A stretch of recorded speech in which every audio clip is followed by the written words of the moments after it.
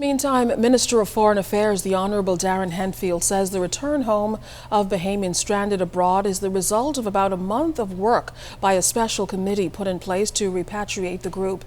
Minister Henfield says tomorrow's exercise is just the beginning of a major undertaking.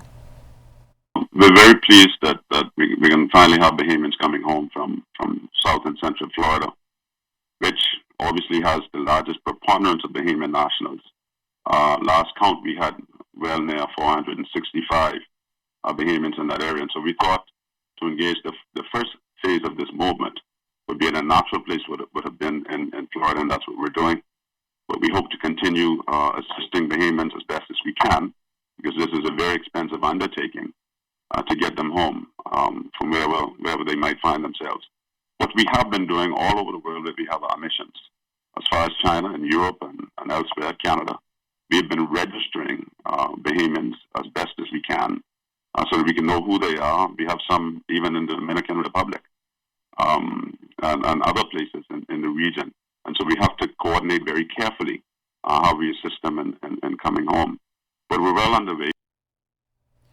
Now, all of the passengers on the flights have tested negative for COVID-19, but will be met by health officials who will determine if they should be placed in government quarantine or in home isolation. Meantime, Minister Henfield says around 300 additional Bahamians from around the globe have either registered with Foreign Affairs to return home or have made inquiries about when they can return home. Minister Henfield cautioned, however, that Bahamians outside Florida should wait for communication from officials before making their way to Florida for a flight home. But some are coming from further upstate, that some who made their way to Florida. And one thing we don't want people to do is to converge on Florida until you have a definitive set time to come home.